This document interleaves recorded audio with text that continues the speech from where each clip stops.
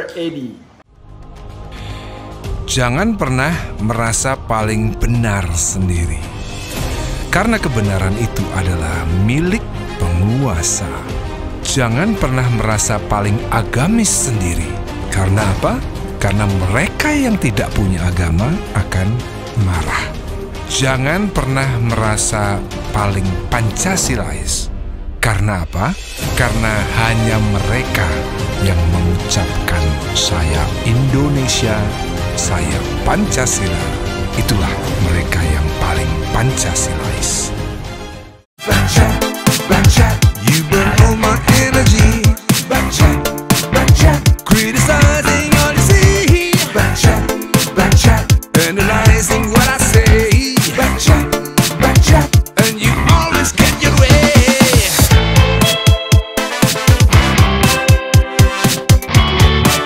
Oh yeah, see what you've done to me. Backchat, backchat, it's driving me insane. It's battle to the end, not your time to come again.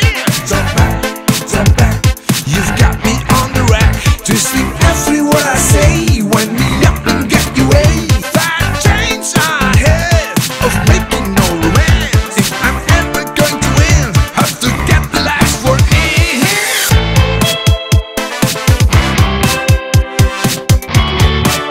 Oh yeah, see what you've done to me. Seperti berlabuh pada dua pemikiran antara predetermination sama free will. Aku sempat aku berlabuh lama pada satu yang namanya itu predetermination, karena di dalam salah satu pemikiran filsafat Islam itu ada yang namanya bahwa semuanya itu sudah ditulis oleh Allah Subhanahu wa Ta'ala dalam satu tempat yang namanya Luh Mahfuz. Jadi ditulis di langit lah, it's written in the star. Masa ini kan.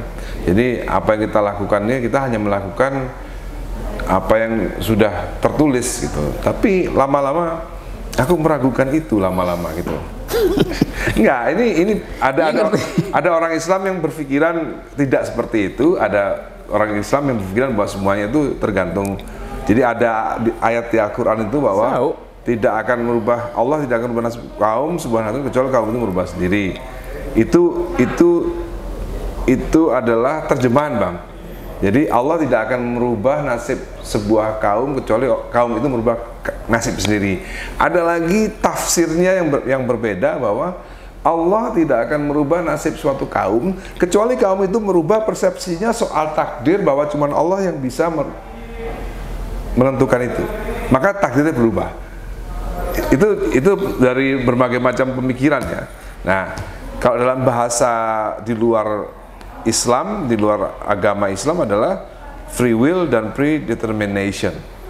Nah, menurut Bang Rocky ini, saya nggak Bang Rocky orang Islam ya, cuman ini kita berbicara di luar agama aja, kita bicara soal filsafat, soal free will dan predetermination. Nah, saya pernah berlabuh lama cukup pada yang namanya predetermination, tapi kayaknya saya meragukan itu ketika saya nonton film yang namanya berjudul Adjustment Bureau. Pernah nonton nggak?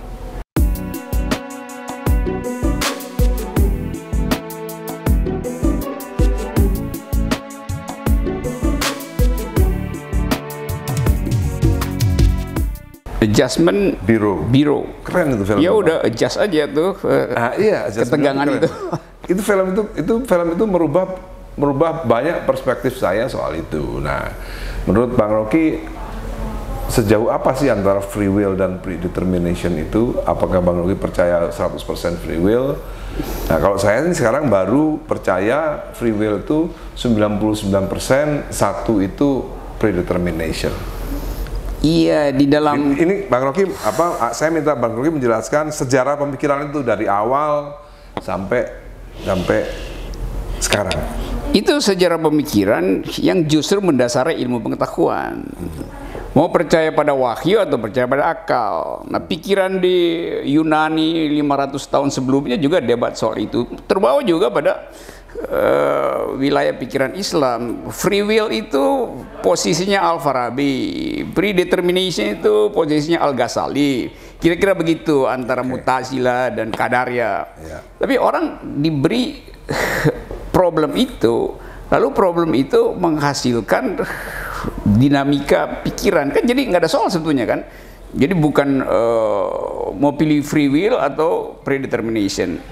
Itu juga bisa diterangkan lewat ilmu pengetahuan. Apakah hukum-hukum fisika itu adalah sunatullah atau hukum fisika berkembang karena bumi ini berubah gitu. Jadi point of view kita menganggap penciptaan udah selesai atau belum. Kalau udah selesai maka ada predetermination.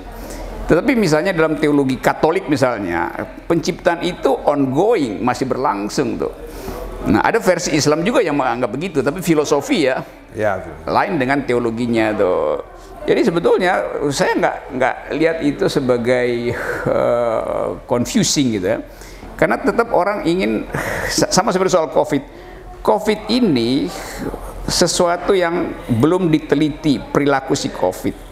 Tapi saya misalnya menganggap memang determinasi atau destination dari COVID ini ada paru-paru manusia, karena dianggap itulah yang paling memungkinkan dia berkembang lebih jauh. Tapi orang menganggap bahwa ya kita bisa memilih untuk membunuh COVID apa enggak tuh. Tapi kalau kita lihat misalnya, bukankah sejak awal ada yang disebut berulangnya sesuatu atau berulangnya segala sesuatu secara abadi. Kalau itu dasarnya, maka kita mesti anggap COVID pernah berumah di paru-paru kita, sekarang dia kembali ke paru-paru kita. Jadi COVID itu mengalami nostalgia tuh. Nah, memang itu mengganggu, ya sebutannya mengganggu kita karena ada kebudayaan. Kalau kita pergi pada free will, nanti dianggap sebagai scientism. Teman-teman, jangan lupa sebelum nonton tayangan ini, klik like dulu, lalu subscribe, lalu share. Padahal dalam sains juga ada determinasi itu. Kalau kita pergi pada determinasi, nanti dianggap kita nggak percaya pada observasi ilmu pengetahuan. Jadi itu bukan ekstrim, tapi satu kenikmatan karena kita dihukum untuk berpikir. Karena manusia dihukum untuk berpikir, maka pikiran ekstrim satu adalah predeterminated, yang satu adalah free will kan. Soal yang gampang aja. Yang jadi soal kalau kemudian seseorang dipaksa untuk percaya pada free will. Nah, itu artinya tidak ada dialektik dalam pikiran, demikian sebelahnya dipaksa buat menerima wahyu. Nah, di dalam filsafat Mu'tazilah misalnya selalu dianggap bahwa wahyu itu ukuran utamanya. Tetapi kalau dalam wahyu ada keraguan-raguan, maka akal harus memutuskan tuh. Akal adalah fasilitas evaluasi yang sifatnya free will. Nah, banyak filsuf Islam, terutama Al-Farabi misalnya, yang menganggap bahwa kalau wahyunya dubious, maka saya pakai free will tuh. Tapi nanti ini dianggap sebagai bidah gitu kan. Demikian juga di dalam agama yang lain juga berlaku hal yang sama. Dalam agama Hindu ada yang disebut volition, namanya kehendak untuk memutuskan sesuatu tanpa mengganggu aturan alam semesta. Jadi keinginan itu selalu dasarnya adalah free will. Jadi kemungkinan untuk melihat aspek yang lain dasarnya adalah free will. Dalam Hindu bahkan disebut itu sebagai kehendak untuk memutuskan itu. Volonté dari kata kebebasan untuk memutuskan tuh. Atau ya kayak orang volonté itu volunteer. Jadi dia putusin aja kan, dia nggak terikat pada si A, pada si B, dia putusin aja. Ini soal pertanggungjawaban aja kan, dalam keyakinan akal atau dalam kepastian wahyu. Ya makanya yang saya tanyakan kan gini, sampai saat ini Bang Rocky itu memberikan, kalau ada 1 sampai 100, Bang Rocky memberikan free will itu berapa, ke predetermination itu berapa? Kalau aku kan udah membuka tadi kan. Kalau aku itu 99 free will. Satu itu takdir, satu itu sekarang logikanya begini ya. Kalau lu bilang 99 free will dan masih ada 1% yang determinasi, artinya belum free will tuh. Belum ya? Free will itu skalanya nominal, atau free will atau predeterminasi. Nggak boleh lebih. Udah, Dani. So oke kan? Masih mending lah, ada satu masih mending lah. Tapi yang satu itu bisa justru yang membatalkan free will kan? Iya. Tapi itu kan perjuangan, namanya itu perjuangan eksistensial orang untuk dapat sendiri polanya itu kan. Dan kadang-kadang dia nggak perlu ekspresikan kan. Cuman kalau di debat teori orang mesti fair mengatakan saya penganut free will, mari kita debat di wilayah free will. Saya penganut predeterminasi. Itu sama dengan Stephen Hawking dianggap free will karena dia mau menerangkan struktur alam semesta di luar eskatologi, di luar konstruksi agama. Tapi nanti kemudian satu waktu dia merasa bahwa ada yang disebut divine design itu. Didesain dari atas tuh, karena dia mengalami keterbatasan untuk mengungkapkan sesuatu yang melebihi analisisnya. Iya, karena aku tuh belum bisa memutuskan absolutisme tadi itu. Tunggu, itu kenapa itu? Karena absolute free will dan absolute predetermination tuh, karena aku cukup lama berlabuh pada predetermination itu cukup lama gitu. Tapi seiring dengan berkembangnya waktu dan pemikiran, lama-lama ini kan sama aja kan musik kan ada kuncinya udah jelas G atau F, tapi itu determinasi itu untuk menghasilkan nada. Tapi bisa dipilih kan buat jam session, ya ambil G kecil apa G minor apa, kan bisa aja. Tapi kemudian orang bilang kok nggak ikut pakem. Bukan nggak ikut pakem, dalam keadaan itu diperlukan improvisasi.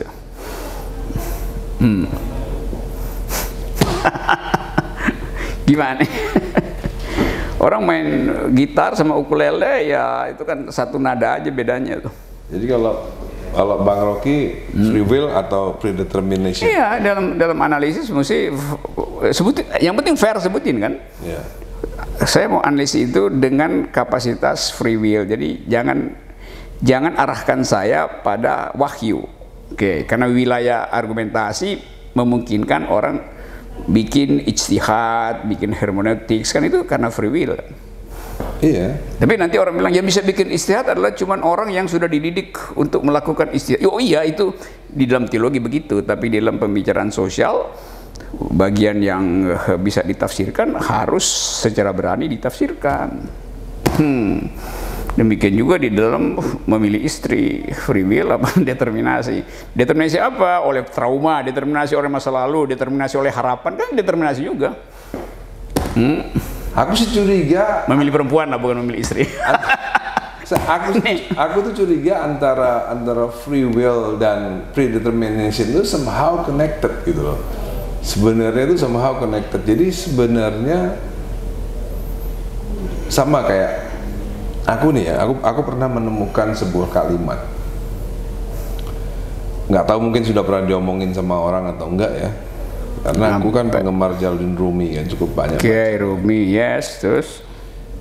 Jadi kalau di Jalaluddin Rumi dia pernah membuat sebuah kalimat bahwa sesungguhnya pernyataan bahwa aku adalah Tuhan itu adalah pernyataan yang sangat rendah hati.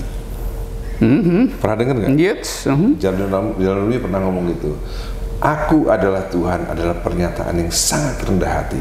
Karena ketika ada seorang manusia berbicara bahwa saya adalah entitas dan ada Allah juga entitas, berarti dia menyebutkan ada dua entity. Sementara menurut Jalaluddin Rumi sebenarnya nggak ada itu kita itu. Yang namanya manusia itu nggak ada, semua itu dia. Semua itu the divine one. Itu menurut Jalaluddin Rumi. Yes. Nah, menurut aku akhirnya punya satu kalimat sendiri di luar Jalaluddin Rumi bahwa sebenarnya pernyataan bahwa Tuhan itu ada dan pernyataan bahwa Tuhan itu tidak ada itu sebenarnya sama saja pernyataan itu bagi yang bisa memahami. Oke. Ini akhirnya tadi kembali lagi ke free will dan predetermination. Sebenarnya itu somehow connected sebenarnya. Sama seperti pernyataan Jalaluddin Rumi, sama juga satu quote yang aku duga aku sendiri yang buat itu. Aku nggak pernah, kan aku kan nggak pernah sekolah ya. Aku kan nggak pernah. Di sekolah beda-beda sama mikir, nggak ada urusan tuh. Nggak, maksud saya kan aku bisa jadi malu kalau itu aku klaim sebagai kalimatku, sementara itu pernah ada gitu kan. Juga Jalaluddin Rumi juga pasti kalau ada di sini dia akan, itu bukan kalimatku, aku menyerap itu dari peradaban dan merumuskan dengan pilihan kalimatku itu, tetapi kontennya udah pasti jauh di belakang itu. Mungkin ya kalimatnya mungkin hanya kalimat baru, esensinya mungkin lama. Jadi buat aku pernyataan Tuhan itu ada dan pernyataan Tuhan itu tidak ada. Kalau kita bisa merenungkan itu, sebenarnya itu sebuah kalimat yang sebenarnya sama saja. Gitu. Wah, lu udah jadi sufi, lu udah hebat. Ya udah mengalami tarikat gitu, apa namanya, naik ke atas kemudian hilang gitu. Kan kesufian itu begitu you hilang, you dapat kesempurnaan kan. Ya. Sama-sama dengan prinsip bodhisatwa atau pergi pada atau orang itu Jawa kasunyatan pernah dialami sama ini kan Enoch kan. Yep. Enoch pernah dialami. Enoch tuh kalau di dalam Islam disebut Idris, Nabi Idris. Dia pernah ngalamin itu. Cuman penjelasannya kan berbeda. Udah hebat kau. Udah tingkatnya metafisik gitu. Jadi kalau dalam filsafat barat ada fenomena itu datang ke kita lalu kita organisir di kepala tuh sebagai sebab akibat, sebagai serialitas yang berjarak. Tetapi itu karena kita nggak bisa bawa dia ke alam di belakang itu yang namanya noumena. Nah, semua yang tidak bisa kita bawa ke dalam noumena, semua yang tidak bisa kita deskripsikan sebagai fenomena itu kita tunda ke dalam noumena. Tapi kita tunda sebetulnya, bukan kita buang ke dalam noumena. Nah, sufi mengambil jalan itu untuk, kalau dia bilang manunggaling kaula Gusti, itu kadang-kala dianggap sebagai arogansi kan. Iya, makanya. Tapi sebetulnya dia merasa dalam dirinya dia mengalami pencerahan dan penihilan, pembebasan. Ruang hidupnya itu jadi sangat luas, lalu rohaninya itu seolah-olah melayang-layang aja kan. Nah, itu yang dianggap sebagai ya bertemu dengan Tuhan. Lalu orang anggap itu apa namanya, sirik apa segala macam. Bertemu itu kan bahasa Indonesia. Aku nggak yakin itu sebuah kalimat yang pas untuk menjelaskan. Iya, tetapi karena keterbatasan bahasa, justru karena keterbatasan bahasa orang lain marah gitu. Karena dia nggak bisa nemuin kata menyatu. Kalau dibilang menyatu nanti dianggap memang zat Anda sama dengan zat ilahi. Itu problem panjang gitu kan. Padahal dia mau menyerahkan kedagingannya itu pada sesuatu yang sangat abstrak. Kan itu akibatnya. Karena itu dinikmati aja sebagai meditasi aja kan, sebagai meditasi pribadi. Tapi begitu orang bertanya kan dia mesti explain sesuatu kan. Nah, eksplanasi itu yang menimbulkan kontroversi gitu. Oke, jadi kalau menurut Bang Rocky nih ya, menurut Bang Rocky, kita bicara soal statement yang pernah dikeluarkan oleh Stephen Hawking bahwa 150 tahun lagi itu bumi udah nggak layak ditinggali. Menurut Stephen Hawking, dia pernah ngomong gitu. Kalau menurut Bang Rocky, bumi ini, dunia ini bisa bertahan berapa tahun lagi? Yang mesti kita tanyakan, kita sebagai manusia bisa bertahan berapa tahun lagi untuk menganalisa bumi, kan itu lebih berguna begitu pertanyaan itu. Karena bumi kan atau universe ini mungkin ada periode dihuni oleh manusia, lalu ada periode dihuni oleh sibion itu, cybernetic biology. Ya. Tapi berarti Bang Rocky percaya bahwa sebelum Adam dan Eve ada, itu di bumi pernah ada manusia sebelumnya, percaya nggak itu? Bukan, jangan pakai istilah Adam dan Eve, itu bisa menimbulkan investigasi. Sebelum manusia pertama ada makhluk lain di bumi, kan itu enggak Bang. Nggak, iya, kalau disebut kalau kita nggak perlu takut bicara itu, karena di dalam Al-Quran manusia pertama itu kan Adam, di Bible kan juga ada ya kan? Betul, Ya, tapi sebelum kalau di Al-Quran malaikat tuh bertanya kepada kepada Allah, ya Allah, kamu yakin mau bikin manusia ini lagi? Kan dulu kan udah pernah kamu bikin dan semuanya ngerusak. yes, Ya kan? Jadi artinya menurut Al-Quran sebelum Adam itu ada, sebelumnya juga pernah ada peradaban sebelum yang disebut Adam tadi itu. gini, soalnya selalu begini, ini bukan bagian teologi ya, bagian interpretasinya tuh. Kalau kita bilang Adam itu manusia pertama, kita proyeksikan tubuh kita pada Adam. Kita proyeksikan culture kita pada Adam. Jadi kata manusia itu seolah-olah itu paralel dengan yang di kita sekarang. Bagaimana kalau Adam itu misalnya hologram yang tidak punya empati gitu. Tetapi pada waktu itu empati memang tidak diperlukan karena cuma ada satu orang gitu kan. Kalau satu orang ngapain ada empati? Empati terhadap siapa? Begitu dia ada Siti Hawa, empatinya ditambahkan gitu. Nah kita nggak tahu lengkap nggak empati Adam terhadap Hawa gitu. Nah itu keterangan yang bisa kita uraikan kalau kita punya free will untuk menafsirkan Adam itu siapa atau Adam itu apa gitu. Gitulah. Atau Adam itu mungkin banyak ya, kita kan juga nggak pernah tahu Adam itu. Ya kan? Kita cuma berinterpretasi bahwa Adam itu satu orang atau Eve itu satu orang. Ya itu karena di kita dianggap, karena kita pakai ukuran kita untuk melihat kemungkinan si Adam itu di masa lalu yang jauh. Jadi kita panggil Adam ke sini sebetulnya. Tapi kalau menurut sains Adam itu kira-kira 5.000 tahun sebelum Masehi. Iya itu, ya sains nggak bilang 5.000 tahun. 5.000 tahun sebelum Masehi itu masih ada Hammurabi bahkan 9.000 tahun sebelum Masehi itu. Hammurabi? Ya Hammurabi kan 9.000 tahun sebelum Masehi? Iya 9.000, 10.000 tahun sebelum Masehi kan udah ada peradaban Cina itu. Sumeria? Sumeria lebih lama lagi kan.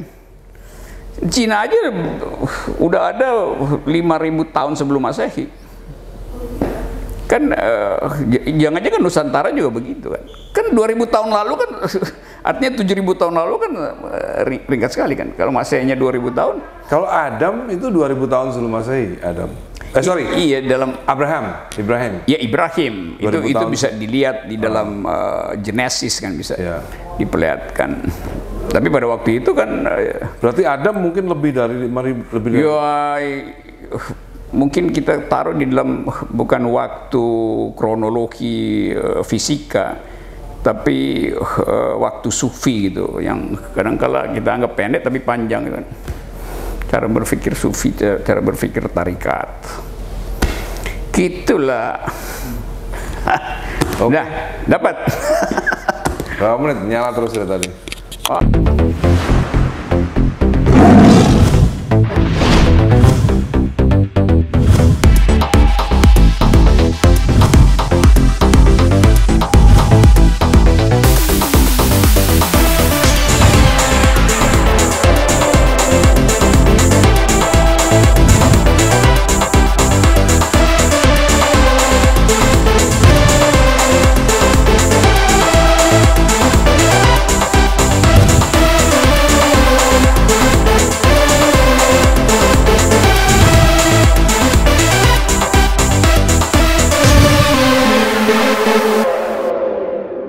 Sukses terus, Caller Eddie.